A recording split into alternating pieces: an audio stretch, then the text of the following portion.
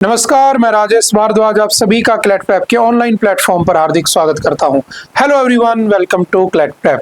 जैसा कि आप सभी को पता है, हम डेली न्यूज एनालिसिस करते हैं, फैक्चुअल एनालिसिस करते हैं और उसके साथ साथ 20 क्वेश्चंस की प्रैक्टिस भी करते हैं। तो चलिए उसी सीक्वेंस को कंटिन्यू रखते हैं। आज कौन सा दिन है? तो आज है 20 नवंबर 2025 और देखते हैं आज 20 नवंबर 2025 के न्यूज़पेपर में कौन कौन सी न्यूज़ हमारे काम की है। आज कौन सा डे सेलिब्रेट किया जाता है? तो आज हम मनाते हैं वर्ल्ड चिल्ड्रंस डे। हालांकि हम पहले वर्ल्ड चिल्ड्रंस डे के साथ ही नेशनल चिल्ड्रंस डे बनाते थे, लेकिन बाद में हमने इसे 14 नवंबर को शिफ्ट कर दिया पंडित जवाहरलाल नेहरू के नाम पर। ठीक है, तो आज क्या है? World children's day. सिंपल सा वन लाइनर में याद रखना। ठीक है, चलते हैं थोड़ा सा आगे। फर्स्ट न्यूज है, आपने द हिंदू के फ्रंट पेज पर देखी होगी इसे।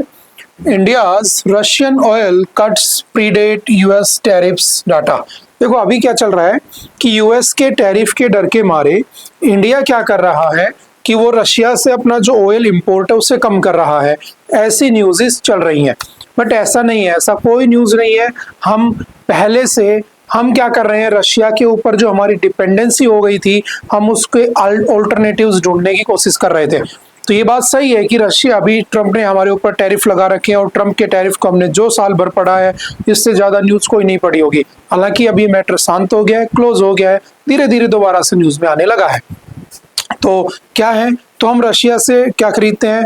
ऑयल खरीदते हैं, क्योंकि रशिया हमें ऑयल बहुत ही सस्ता देता है।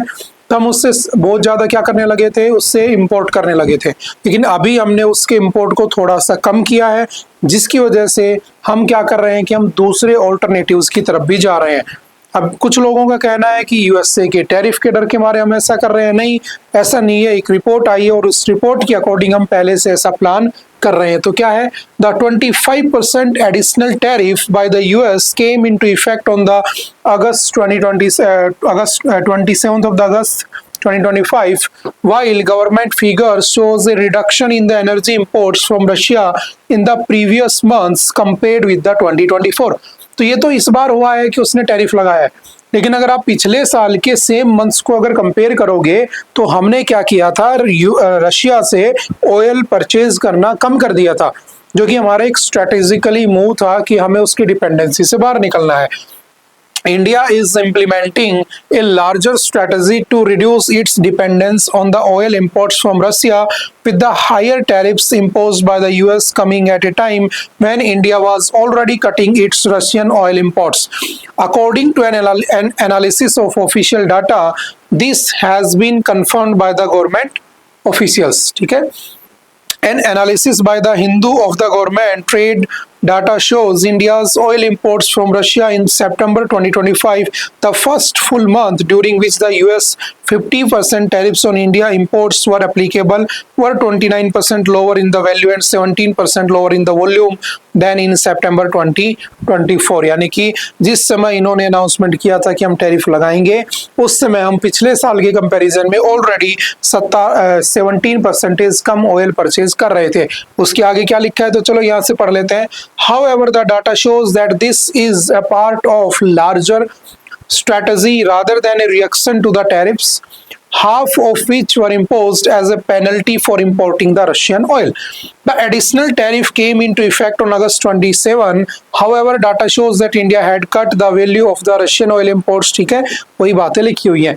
In the 5 of these months, Feb, May, June, July and September, the cuts exceeded 20%। यानी कि हमने लगभग 20% को क्या किया है, कट को बढ़ा दिया है। India has known for a while now that its dependence on Russian oil imports had grown too high, and so it was already working on a plan to reduce this। ठीक है, तो ये सब बातें हैं, हमें उनकी डिपेंडेंसी से बाहर निकलना था, हमने उसको वापस की। इसलिए बस डाटा याद रखना, क्योंकि एग्जाम के हिसाब से फैक्चुअल क्वेश्चंस पूछ लिए जाते हैं। तो चलिए पढ़ते हैं थोड़ा सा। Since the 50% tariffs were imposed, the US President Donald Trump has been repeatedly claiming that India will be cutting its imports of Russian oil, something the Indian government has neither confirmed nor denied। Russia's share in India, ये fact याद रखना। देखो 2020-21 में 1.6% थे, ठीक है, फिर वो 2021-22 में 2% हुए, फिर 2022-23 में 19% हो गया हमारा, ठीक है, शेयर। 2023-24 में हमारा 33.4% हो गया, 2024-2025 में हमारा 35.1%। सीधा डायरेक्ट क्वेश्चन है, अगर टैरिफ्स के ऊपर कोई क्वेश्चन आता है और ऐसे पूछ लेता है कि हमारा इनिशियल कितना शेयर था स्टार्टिंग में, तो याद रखना हम 1.6% ही परचेज कर रहे थे। बट आज का सिनेरियो ये है कि हम 2024-25 में टॉप 35% जो हमारा आ रहा था क्रूड ऑयल, याद रखना वो कहाँ से आ रहा था, कहाँ से, रशिया से। अब याद रखना क्रूड ऑयल आता है, उससे बहुत सारी चीजें बनती है। जैसे आपने सुना होगा कि इंडियन गवर्नमेंट क्या करती है, हमारी जो कंपनीज हैं वो क्या करती हैं, वहां से क्रूड ऑयल लाते हैं, बैरल के बैरल आते हैं। एक बैरल में याद रखना, एक जो बैरल होता है उसके अंदर 159 लीटर तेल आता है, ठीक है। और इंडिया में per day almost 70 million barrel की खपत होती है, इतना तेल कंज्यूम कर लिया जाता है, ठीक है ना। इंडस्ट्रीज हैं, गाड़ियां हैं, व्हीकल्स हैं, बहुत सारी चीजें हैं, ठीक है। तो कह रहा है कि हम वहां से लाते थे, लाने के बाद उसे रिफाइन करते थे, और रिफाइन करने के बाद अगेन यूरोपियन कंट्रीज में, अदर कंट्रीज में बेच देते थे। तो जब हम उसे बेचते थे तो हम पैसा कमाते थे, तो उस पैसे के ऊपर हमारी गवर्नमेंट हमसे जो टैक्स लेती थी, उस टैक्स को क्या कहा गया, उसे विंडफॉल टैक्स कहा गया। ये हमने काफी बार डिस्कस किया है ऑलरेडी अर्लियर मंथ्स में कि व्हाट इज विंडफॉल टैक्स। तो विंडफॉल टैक्स क्या होता है, हमारी इंडियन गवर्नमेंट हमारी कंपनी से, हमारी जो ऑयल कंपनीज है उनसे लेती है, कब, जब वो कहीं से लाते हैं तेल, रिफाइन करके कहीं बेचते हैं, तो उसके ऊपर अगर वो एक प्री डिटरमाइंड, अगर प्री फिक्स वैल्यू से अगर ज्यादा पैसा कमा रहे होते हैं, तो उस पैसे के ऊपर इंडियन गवर्नमेंट उससे एक्स्ट्रा टैक्स लेती है। That tax is known as the windfall tax, जो आज के दिन ऑलमोस्ट जीरो कर दिया गया, बीच में बहुत बढ़ा दिया था, ठीक है, क्योंकि ये वो ज्यादा कमाई कर रहे थे। This was when Russia accounted for only 2% of the India's oil imports. By 2024 Russia accounted for 35.1% of the India's oil, जो कि बहुत बड़ी बात है। While the shares of the US and the UAE had fallen to 4.6% and 9.7%, यानी कि हम USA से कितना ले रहे हैं 4.6, हम यूएई से कितना ले रहे हैं 9.7, तो अमेरिका जाहिर सी बात है चाहेगा कि हम उससे ऑयल खरीदें। दैट इज वाई ये सब हो रहा है। In the first 6 months of the 2025-2026 the US share has once again increase to 8%, अब दोबारा से 8% चली गई है, and that of the UAE 11.7%, और रशिया का जो शेयर है वो लगभग 32% पे रह गया। तो 3% की उसमें गिरावट देखने को मिली है। सारे फैक्ट हैं, सारे फैक्चुअल क्वेश्चन है, आई होप आप इसे याद कर लोगे। और वो जो टैरिफ वाली न्यूज़ है वो तो बहुत पुरानी है, चलते हैं थोड़ा सा आगे। और अभी तो आपका एग्जाम जस्ट आ ही गया है ना, 10-12 दिन ही बचे हैं, तो डेफिनेटली आपको वो बातें पता होनी चाहिए, क्या टैरिफ हो रहा था, क्यों चल रहा था, क्या रीजन थे। चलते हैं आगे। नेक्स्ट है, apex court allowed CAQM to take proactive steps to keep air pollution in check in Delhi. देखो जो दिल्ली है उसमें पोल्यूशन बहुत ज्यादा चल रहा है, अभी सर्दियों में ज्यादा बढ़ जाता है, ठीक है। तो अभी वहां पर कहा गया, हमारे जो डाटा है या हमारी जो एजेंसीज है उन्होंने कहा कि भाई अगले जो कुछ दिन है, जब सर्दी बढ़ेगी अचानक से, तो दिल्ली में पोल्यूशन बहुत भयंकर रहेगा। तो किसी ने कहा स्कूल बंद कर दो, किसी ने कहा कि वर्क फ्रॉम होम हो जाओ, किसी ने कहा कि गाड़ियों को मत चलने दो, फिर कोई कहता है कि हम क्या करेंगे, 10 साल पुरानी गाड़ियां नहीं चलने देंगे। तो आपने देखा होगा हमारे यहाँ पर ना, हमारे सिस्टम में एक बहुत बड़ी कमी है। यहाँ सब काम करने की एक्टिंग करते नजर आते हैं, काम करते नजर नहीं आते हैं। That is the main issue. आपको सब लोग ऐसा दिखेगा, ये कॉमन कल्चर है भारत में, है ना। आप चाहे सरकार की बात कर लो, आप चाहे एजेंसीज की बात कर लो, आप चाहे जुडिशरी की बात कर लो, है ना, फिर आपको किस तरह ऐसा कहते हैं, किसी की बात कर लो, सब करते हुए नजर आते हैं। और जैसे दिखता है कि कैमरा है सामने तो फिर ज्यादा ही करते हैं काम। तो यहाँ पर ये कहने की कोशिश कह रहा है इस आर्टिकल में कि भाई जो अपेक्स कोर्ट है वो किसे कह रही है, CAQM को कह रही है, जबकि CAQM का काम ही यही है पोल्यूशन को रोकना। तो उसे कहने की जरूरत क्या पड़ी। अब एक बात बताओ, तुम्हारा काम है पढ़ना और तुम्हें एग्जाम में पास होना है, क्लैट निकालना है तुम्हें, ठीक है, और मैं तुम्हें डेली कहता हूं कि बेटा पढ़ा करो, बेटा पढ़ा करो, तो बेवकूफी वाली बात है ना, क्योंकि एग्जाम तुम्हारा है, नहीं पढ़ोगे तो नुकसान भी तुम्हारा ही है। तो यही वाला एग्जाम्पल यहाँ पे सेट कर रहा है कि भाई अपेक्स कोर्ट को क्या मजबूरी है कहने की, जब वो ऑर्गेनाइजेशन जो है आपकी, जो आपकी स्टैट्यूटरी बॉडी है CAQM, जो कि एक लॉ के द्वारा बनी हुई है, जो कि एक स्टैट्यूटरी बॉडी, उसका काम ही यही है पोल्यूशन रोकना, तो फिर उसे ऑर्डर देने की बात क्यों की जा रही कि भाई तुम प्रोएक्टिव हो जाओ, उसे खुद से करना चाहिए। अब वो नहीं करती है, बाद की बातें हैं। तो चलिए थोड़ा सा पोल्यूशन पढ़ लेते हैं, पूरी की पूरी न्यूज आपकी पोल्यूशन की है। The Supreme Court on Wednesday gave the Commission for Air Quality Management in National Capital Region and adjoining area, जिसे हम CAQM कहते हैं, कब बना था, क्या है वो हम पढ़ेंगे। a free hand to take any proactive measure to curb air pollution, throttling Delhi NCR after the statutory body proposed to include choice stage 4 curbs. अब क्या होते हैं स्टेज 4?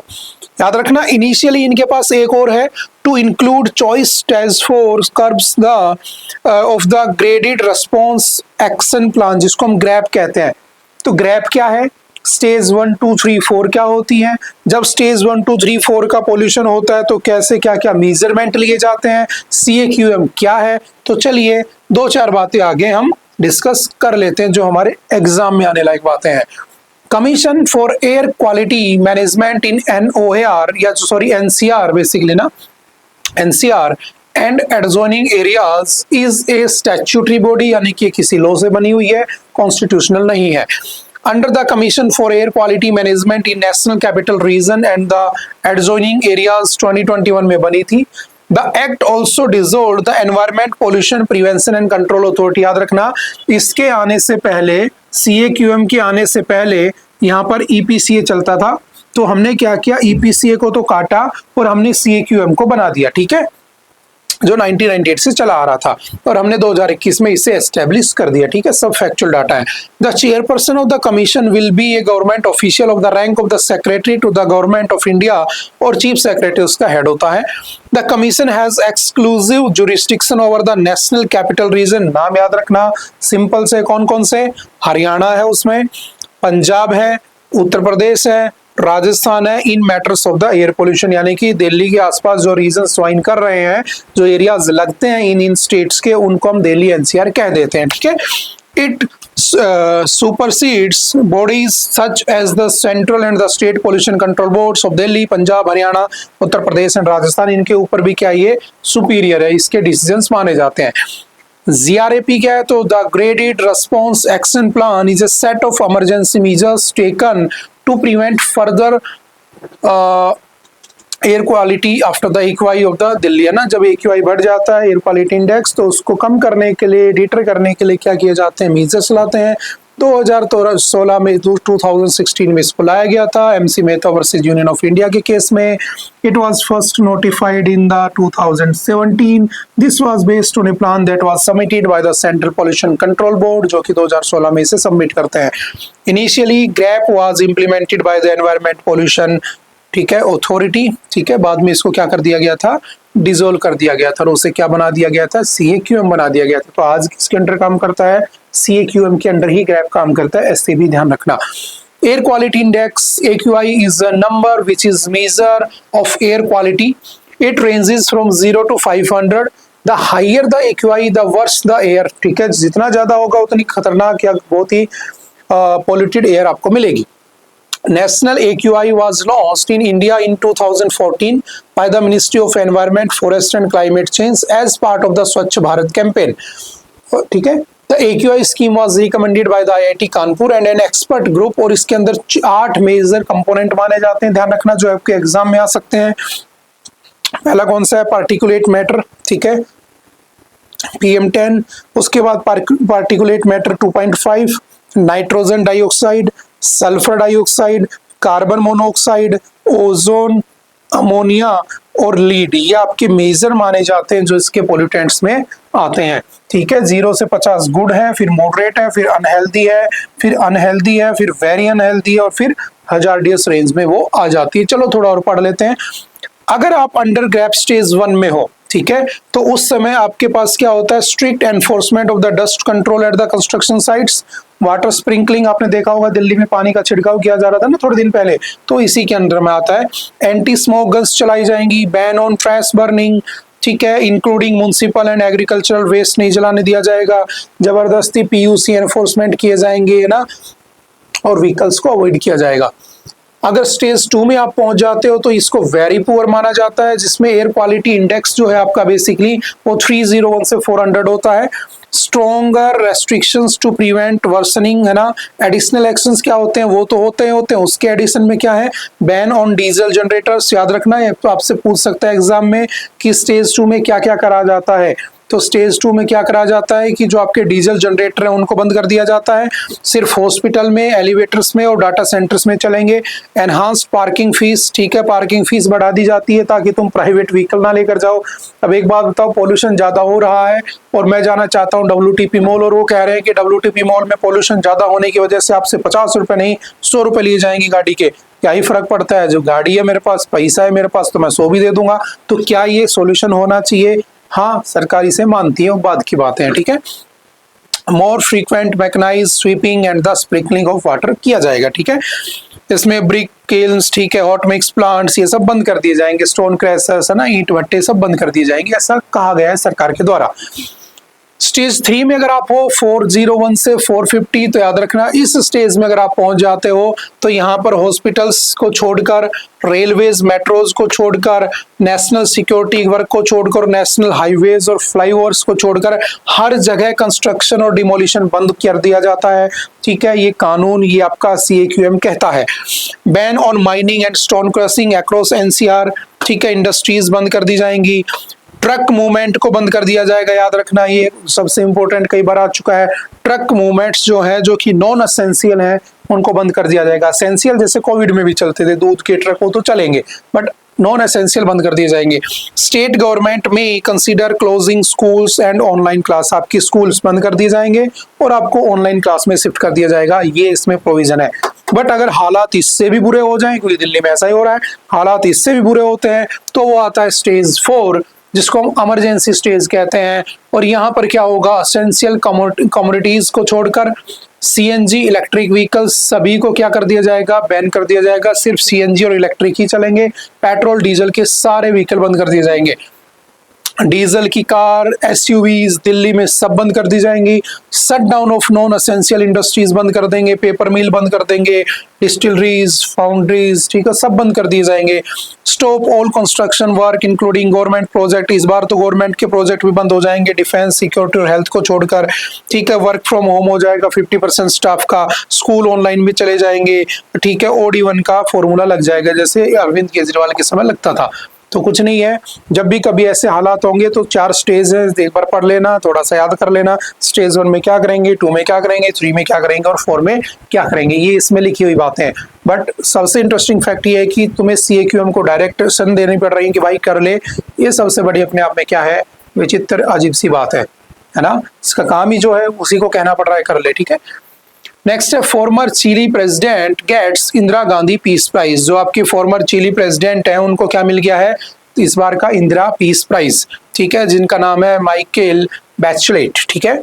तो इंदिरा प्राइज है क्या, किसको दिया जाता है, किस फील्ड में दिया जाता है, कौन देता है, पहली बार कब दिया गया था और लास्ट टाइम किसे दिया गया है, ये सारे फैक्ट्स याद रखना और थोड़ा सा आगे बढ़ जाना। तो क्या है इंदिरा गांधी, तो लिखना the award is formally called the Indira Gandhi prize for peace, disarmament and the development, इसका पूरा नाम है। It is administered by the Indira Gandhi memorial trust, ये उसे देता है। The trust was set up in the memory of Indira Gandhi. The prize was instituted in 1985, पहली बार कब दिया गया था, 1986 में, किससे दिया था वो भी हम पढ़ लेंगे, ठीक है।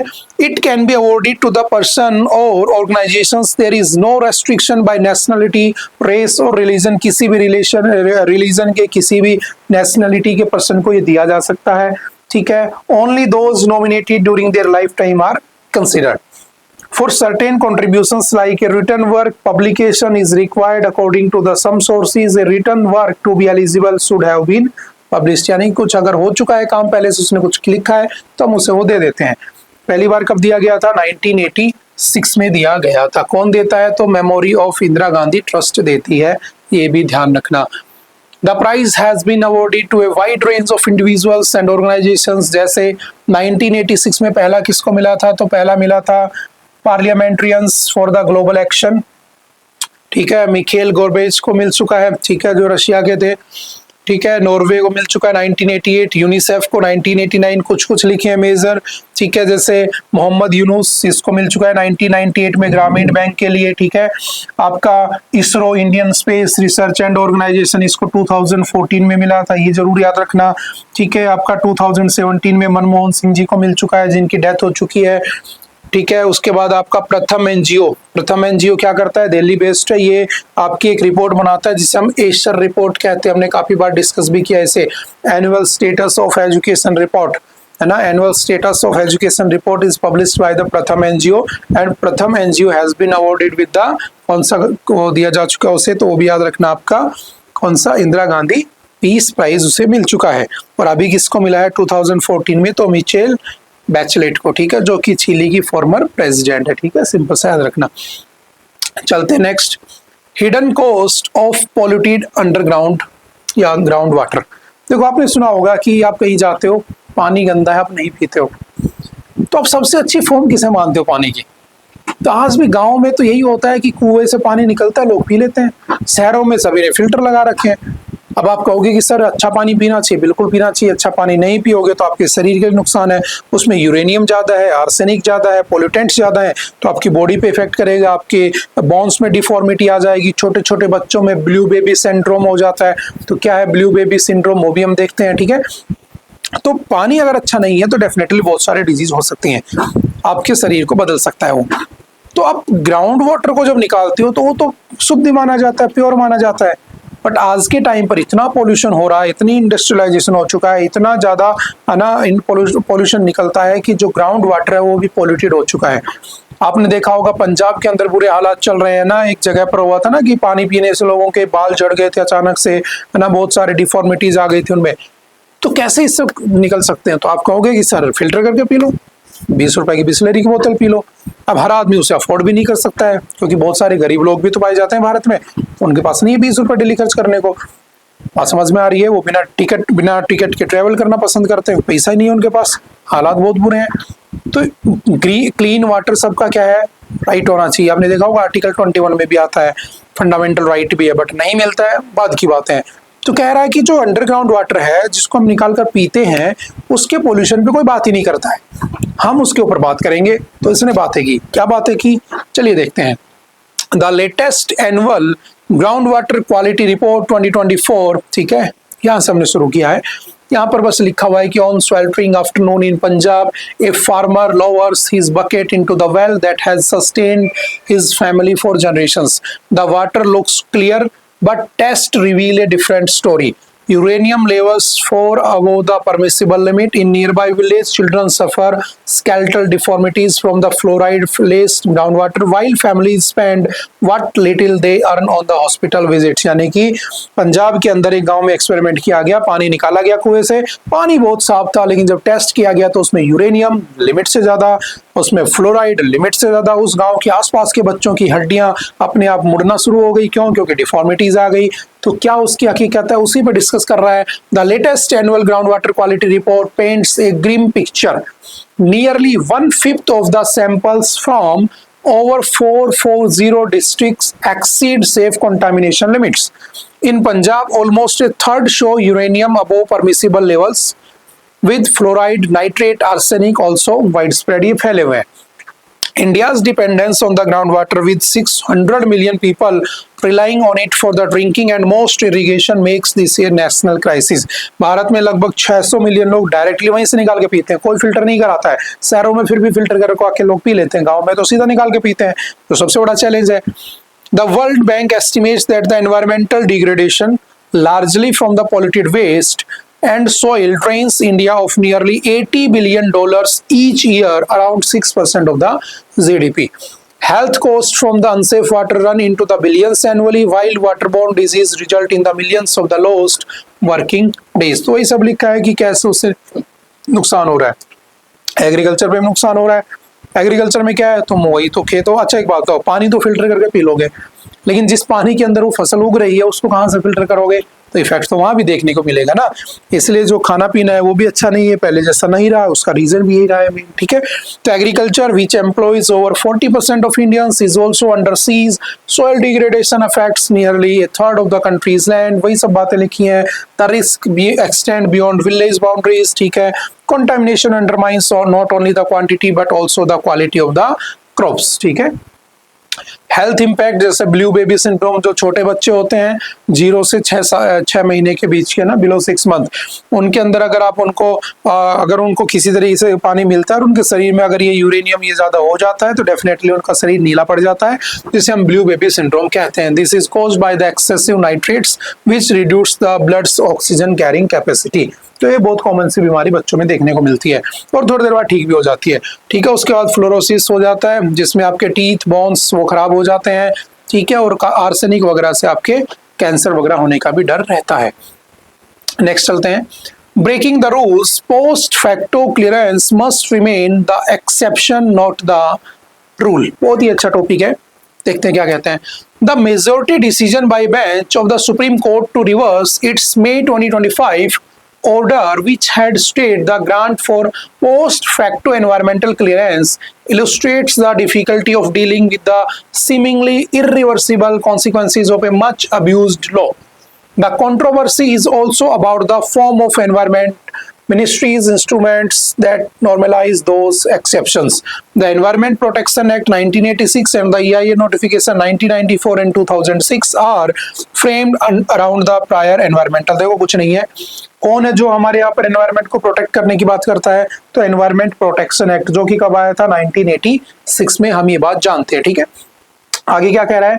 Decisions by the court including common cause 2017 और एलेम्बिक फार्मास्यूटिकल्स 2020 वाले केस को देखा और उसने कहा देखो सिंपल सी बात है, मैंने कहा कि मेरे को रोड बनाना है, ठीक है, तो मैंने रोड बना दिया, मैंने पेड़ काट दिए, ठीक है, मैंने रोड बना दिया। फिर मैं जाता हूँ अथॉरिटीज के पास कि भाई मेरे को क्लियरेंस दे दो, एनवायरमेंटल क्लियरेंस दे दो, मैंने पेड़ काट दिए, मैंने रोड बना दिया है। और ये इतनी कॉमन प्रैक्टिस है कि गवर्नमेंट, आपने देखा होगा, रोड बन जाती है, फिर रोड को दोबारा खोदते हैं, फिर पाइप बिछाते हैं। ऐसा ही होता है ना, बस ये कुछ ऐसा ही एग्जांपल है कि पहले क्या कर रहे हैं वो लोग, पेड़ काट दे रहे हैं, एनवायरमेंट को पूरा नुकसान कर दे रहे हैं, फिर एनवायरमेंट मिनिस्ट्री के पास जाते हैं और कहते हैं कि साहब हमें क्लियरेंस दे दो। तो सुप्रीम कोर्ट बोला कि भाई क्या कर रहे हो तुम, मजाक बना रखा है तुमने सिस्टम का, पहले कर देते हो बाद में आकर परमिशन मांगते हो, तो इनके ऊपर स्ट्रिक्ट एक्शन होने चाहिए। इस बात के लिए इसमें डिस्कस किया गया। तो सिंपल वन लाइनर और कुछ भी नहीं है, ठीक है, कि जो आपका जो पोस्ट फैक्टो क्लियरेंस है वो मस्ट रिमेन द एक्सेप्शन, यानी कि एक्सेप्शन होना चाहिए, रूल नहीं बनना चाहिए। ऐसा नहीं होना चाहिए कि आपने उसको लूप होली बना लिया है, समझ गए भाई, इतनी सी बात थी। चलते next, reset with the Riyadh US seems to have de-hyphenated Saudi Arabia and Israel in its West Asia plans. देखो क्या होता है डी-हाइफनेटेड और क्या होता है हाइफनेटेड। देखो डी-हाइफनेटेड का मतलब क्या है, देखो पहले इसको पढ़ते हैं थोड़ा सा ना। हुआ क्या था, the ties had hit A low after Jamal Khashoggi. पढ़ा होगा आपने, जमाल खशोगी क्या था, एक जर्नलिस्ट था यूएस में, और वो आपके यूएई के बारे में लिख रहा था। तो यूएई का जो प्रिंस है मोहम्मद बिन सलमान, उन्होंने क्या किया, उसे मरवा दिया। ठीक है, मरवा दिया उसे। जब उसे मरवा दिया, उसे सऊदी अरब का जो प्रिंस है उसने मरवा दिया, जब वो मर गया तो बाद में एलिगेशंस लगे किस पे, मोहम्मद बिन सलमान पे, जो भी प्रिंस है ना सऊदी अरब का। तो रिश्ते खराब हो गए किसके, इंडिया यूएसए और सऊदी अरब के। ठीक है, सऊदी अरब और यूएसए के रिश्ते हो गए खराब। उस समय हमारे प्रेसिडेंट हुआ करते थे अमेरिका के, जो बाइडेन साहब बोले कि देखो हम आएंगे तो हम डेफिनेटली इसकी जांच करेंगे, अब इसकी जांच होगी और जो इसके पीछे होगा उसको सजा दिलाई जाएगी, ठीक है, पनिशमेंट दी जाएगी, ऐसा कहा गया। बाद में ट्रम्प जी की सरकार आ गई। अब ट्रम्प साहब के रिश्ते, ट्रम्प साहब को इजराइल भी चाहिए, ट्रम्प साहब को यूएई भी चाहिए, ट्रम्प साहब को सऊदी अरब भी चाहिए। तो मेन कॉन्फ्लिक्ट क्या है दोनों के बीच में, समझने की कोशिश करना। मैंने कहा एक है अमेरिका, ठीक है, मैं फिर समझा देता हूँ, एक है सऊदी अरब, ठीक है, और एक है इजराइल। तो पहले जब भी अमेरिका सऊदी अरब से बात करता था ना, देखो ये इसका दोस्त है, ये इसका दोस्त है, ये इसका कट्टर दुश्मन है, ठीक है, क्योंकि वो आपने देखा होगा इजराइल हमास पैलेस्टाइन वाले इश्यूज पढ़ते होंगे, बोलते नहीं बात की बातें। तो पहले जब भी यूएस से इससे कोई डील करता था तो इसको बीच में लेके आता था कि इजराइल के अकॉर्डिंग ये डील ऐसे कर लेते हैं, बस इजराइल को ये साथ दे दो। जब कभी भी सऊदी अरब से डील, इजराइल से डील करनी होती थी तो सऊदी अरब को बीच में लाया जाता था। अब क्या कर दिया उसने, डीहाइफनेटेड हो गया। डीहाइफनेटेड का मतलब ये है, सिंपल सा याद रखना, ऑनलाइनर में अगर कहीं पूछता है कभी आपसे कि अगर मान लो इंडिया किसी से बात करेगा तो यानी कि इंडिया अगर पैलेस्टाइन से डील करेगा तो इजराइल को भी इसमें इंक्लूड नहीं करेगा, इंडिया अगर इजराइल से डील करेगा तो पैलेस्टाइन को इंक्लूड नहीं करेगा, दोनों से सेपरेटली ट्रेड करेगा, दोनों से सेपरेट टॉक्स करेगा। बट डीहाइफनेटेड समझ गए, हाइफनेटेड एक साथ लेकर चलना। अब अमेरिका ने क्या किया, डीहाइफनेटेड मेथड को अपनाया है, यानी कि टू नेशन थ्योरी वाला कॉन्सेप्ट जो होता है ना कि भाई तुम भी नेशन तुम भी नेशन, हम दोनों से अलग से डील करेंगे, मेरा तुम्हारा रिलेशन अलग है, मेरा तुम्हारा रिलेशन अलग है, तुम आपस में दुश्मन हो सकते हो, मुझे उससे कोई लेना देना नहीं है। तो बस यही करने की कोशिश की गई है। और यहीं पर one persistent complication however has been Israel, America's closest regional ally, which does not have formal diplomatic ties with the Riyadh। ठीक है, आफ्टर द अब्राहम अकॉर्ड, आपको पता है अब्राहम अकॉर्ड कब हुआ था, 2020 में। शायद अगर आप इस बार एग्जाम दे रहे हैं तो डेफिनेटली आपको पता होना चाहिए। जो इजराइल हमास, इजराइल पैलेस्टाइन जो लड़ाई चल रही थी उसमें 2020 में क्या होता है, अब्राहम अकॉर्ड, और वो अमेरिका बीच में आता है और बीच में शांति करवा देता है, पीस करवा देता है, वो लड़ेंगे नहीं। ठीक है, और उसके बाद आगे चल के फिर लड़ने लगे 2023 में, और अभी तक लड़ रहे हैं, वो अलग बात है। फिर तो गाजा पीस प्लान आ गया 20 पॉइंट्स, वो बाद की बात है। ठीक है, तो यहां पर भी उसने कहा था कि हम सब मिलकर रहेंगे, ठीक है, और सबको मिलाने की बात की गई थी। Were signed the Biden administration post Saudi Arabia to join the framework by normalising ties with Israel. Mohammed bin Salman, जो MBS है, had said in September 2023 that Saudi Arabia and Israel were in an advanced stage of negotiations। But इसको करवाता कौन था, USA. अब उसने क्या कर दिया, डीहाइफनेटेड हो गया, यानी कि दोनों से अलग अलग तरीके से डील करेगा, बस इतनी सी बात है। ये न्यूज आपकी द इंडियन एक्सप्रेस से उठाई गई है, जिसमें कहा गया है कि Saudi crown Prince knew nothing about the Khashoggi killings. कौन कह रहा है, ट्रम्प, क्योंकि उसे क्या करना है, रिश्ते अच्छे करने हैं। वही अमेरिका है जो उस समय कहता था उसने किया है, उसे बदला लेंगे। अब वही अमेरिका कहता नहीं, ये तो जानता ही नहीं है किसने मारा था उसे। वही बात होगी ना, पहले हम तालिबान के बारे में कुछ लिख देते थे तो हमारी गवर्नमेंट जेल में डाल देती थी हमारे लोगों को। अब तालिबान के लोग भारत में आ रहे हैं, अभी आज भी आया है कोई, है ना, जस्ट न्यूज़पेपर में मैंने नाम पढ़ा था, आज भी कोई आया है। अब कोई बात नहीं, अब गले मिलाया जाए, तो सब वो क्या है, म्यूचुअल बेनिफिट्स की बातें होती है और कुछ नहीं है। ठीक है, तो यहाँ पर वही न्यूज जस्ट रिपीट है और कुछ भी नहीं है। Redefining the narrative of TB eradication world wide, ये हमने काफी बार पढ़ा है, पिछले हफ्ते हमने 2 बार पढ़ चुके हैं कि टीबी का जो एलिमिनेशन ईयर है, टारगेट ईयर, वो है 2025। WHO का टारगेट ईयर कौन सा है, 2030। इंडिया का टीबी एलिमिनेशन ईयर कौन सा है, इराडिकेशन ईयर, तो 2025। ठीक है, और उसके लिए हमने MDR पढ़ा था, मल्टी ड्रग रेजिस्टेंस टीबी भी पढ़ा था, किस वजह से होती है, कौन सी दवाइयां दी जाती है, वो सब पढ़ा था। बस उसी को एक दूसरे एंगल से पढ़ने की कोशिश की गई है। Today we have enough and more evidence of how this has significantly reduced the time between the suspecting TB and starting treatment। ठीक है, हमने CB-0 टेस्ट भी पढ़ा है, अगर आप कंटिन्यू हो तो आप डेफिनेटली जानते हो इस टॉपिक को। आज जो हुआ है वो हम देख लेते हैं। कोचर जो फाउंडेशन है Republic of Korea, in collaboration with the stop TB partnership, the Kochon prize is one of the world's most distinguished awards for TB control contributions. जो आपका कोचन प्राइज है वो किस लिए दिया जाता है, तो कोचन प्राइज दिया जाता है किसके लिए, टीबी की इरेडिकेशन के लिए। जो इंस्टीट्यूट काम करते हैं उन्हें कोचन प्राइज दिया जाता है। इसको देता कौन है, रिपब्लिक ऑफ कोरिया। ठीक है, साउथ कोरिया देता है। It has honored scientists, organizations and the individuals whose innovations have radically enhanced TB outcomes। ठीक है, तो उनको दिया जाता है। तो भारत में तीसरी बार ऐसा हुआ है कि इस बार भारत को मिला है। तो कौन कौन से, बस वही याद रखना है, वन लाइनर का क्वेश्चन है, ज्यादा दिमाग नहीं लगाना है। The Kochon prize has been awarded to India twice. 2006 में मिला था डॉक्टर LS चौहान को, डिप्टी डायरेक्टर थे वो हमारे general tuberculosis, ministry of health and family welfare, joint winner with TB and HIV activist. ठीक है, और उसके साथ मिला था विंस्टन जूहू जो कि जाम्बिया से थे। दूसरी बार 2017 में हमें मिला था Indian council of medical research को। ठीक है, किसके लिए, टू इरेडिकेट TB। ध्यान रखना, TB बहुत न्यूज में आजकल। This year fan Goa based, किसको मिला इस बार, मोलबियो डायग्नोस्टिक। इस बार मोलबियो डायग्नोस्टिक को ये अवार्ड मिला है। तो भारत को 3 बार मिल चुका है।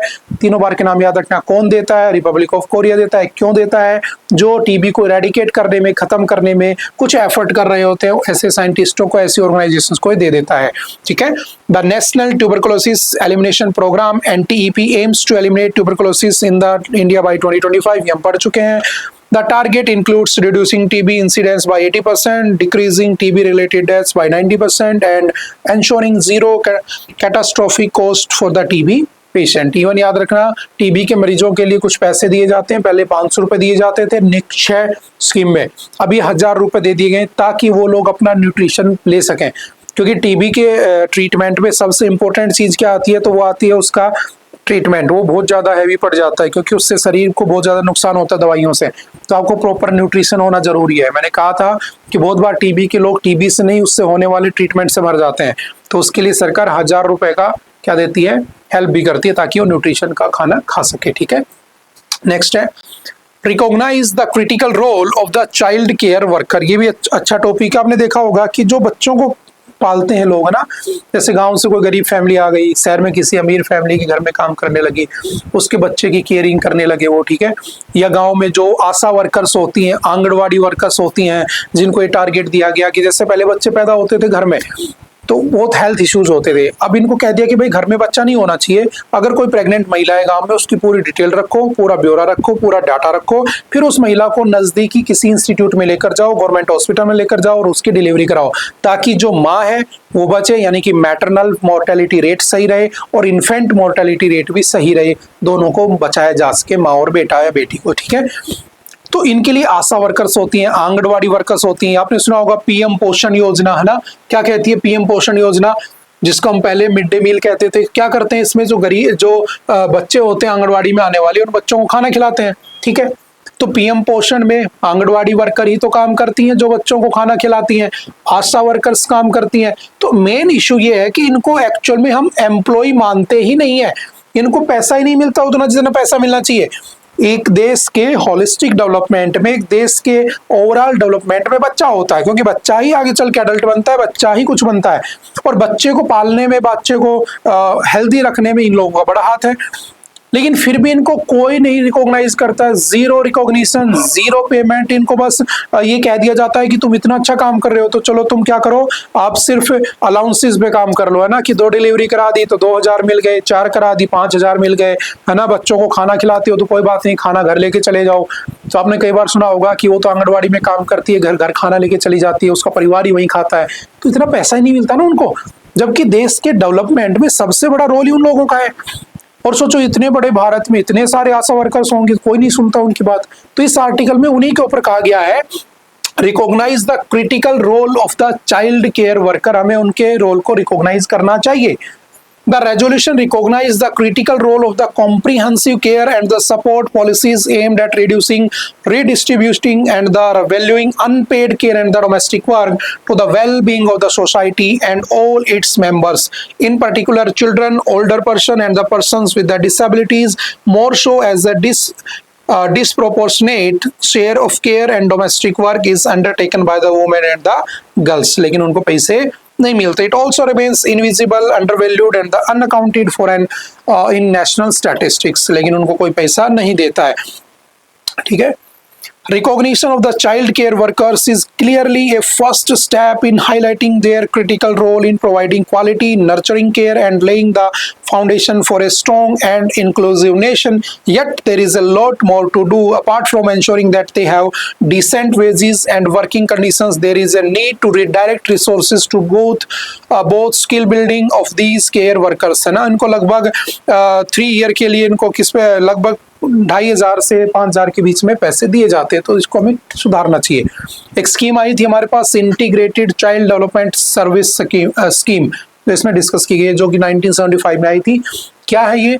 It is one of the world's largest early childhood development programme today with 1.4 million anganwadi centres Bharat में बने हुए हैं, रीचिंग 23 मिलियन बच्चों को ये केटर करते हैं, and service by 2.4 million anganwadi workers and helpers, but yet उनको कोई पैसा नहीं मिलता है, उसी की बात कर रहा है। ठीक है, based on the estimated population projections and the need to reach over 60 million children by 2030, हमारा टारगेट है कि हम 2030 तक 60 मिलियन बच्चों तक इसको पहुंचा देंगे। This number is likely to almost double to 2.6 million centres with over 5 million workers. In the context of climate change भी इसमें लिखी गई बातें, the need for good quality child care service for the rural and urban proof is rapidly rising. there is sufficient evidence to show that poor women and the children are the worst affected by the impacts of the climate change and the extreme weather events such as floods of the drought। यानी कि जब भी कभी बाढ़ सूखा पड़ता है तो गरीब जो बच्चे होते हैं, गरीब जो माएँ होते हैं, वो सबसे ज्यादा उससे अफेक्टेड होती हैं। बट उनकी हेल्प करने के लिए आशा वर्कर्स होती है, और आशा वर्कर खुद ही इतनी एलिजिबल नहीं है, उनको पैसा नहीं है, उनको स्किल डेवलपमेंट होना चाहिए, उनको अच्छे वेजेस मिलने चाहिए ताकि वो जो बच्चा है उसका डेवलपमेंट हो सके। When families migrate to urban areas, the higher cost of living, in particular rentals, plus make it imperative for women to find work too, which is often domestic and care work in the homes for the middle class। लेकिन उसकी तरफ कोई ध्यान ही नहीं देखा है। The Government of India's time use in India 2024 survey confirms, एक सर्वे कहता है the feminization of the care work with women spending an average of 426 minutes a day over 7 hours on the unpaid domestic and care work। जो महिलाएं होती हैं गांव में वो लगभग अपना 7 घंटे दिन के अनपेड वर्क पे खर्च करती है, यानी कि कोई पैसा जो उनको नहीं दिया जाता है, ठीक है। और जो मैन है वो कितना करते हैं, लगभग 2 घंटे काम करते हैं, यानी घर में चले गए तो 2 घंटे अनपेड काम कर रहे हैं, बाकी तो जॉब कर रहे होंगे। महिला लगभग 7 घंटे ऐसा करती है। ये हमारी ministry of statistics and programme implementation का डाटा है, ध्यान रखना। Together this would constitute 15% to 7% of the GDP। Smaller scale studies demonstrate clear links between the mother's lack of time for care and feeding and child undernutrition is as visible in the persistently high child stunting levels at over 35%। और इससे बच्चे stunt हो जाते हैं। Stunt समझते हो, stunt बच्चा, height नहीं बढ़ी, वेस्ट बच्चा, कमर ज्यादा बढ़ गई है ना, वेट ज्यादा हो गया। Only 11% of the children aged 6 months 23 months had a minimum acceptable diet, जो कि नेशनल फैमिली हेल्थ केयर का सर्वे कहता है। बाकी सबको तो ये डाइट ही नहीं मिलती है, ठीक है। Caring for the children of the migrant workers is even more demanding as the parents work full time, often living in poor conditions. ये भी सबसे बड़ा इशू है, तो हमें उन बच्चों के ऊपर ध्यान देना चाहिए। कौन कौन सी स्कीमें जो बच्चों के लिए काम करती हैं, पीएम पोषण हो गया, पोषण किट हो गया जो प्रेग्नेंट वुमेन्स को दी जाती हैं। आर्टिकल 42 हमारा डीपीएसपी का यही कहता है कि हमें उनके लिए काम करना चाहिए, ठीक है। चलते हैं आगे। ओके, आई थिंक आज के लिए इतना ही था। आई होप कि आपको बातें समझ में आई होंगी। फिर भी अगर किसी तरह का कोई डाउट रहता है, कोई कंफ्यूजन रहता है, तो आप एनी टाइम आकर मिल सकते हैं, पूछ सकते हैं और अपने डाउट को क्लियर कर सकते हैं। ओके, बाय बाय, मिलते हैं दोबारा से फिर किसी नेक्स्ट लेक्चर में। Okay, thank you, have a nice day.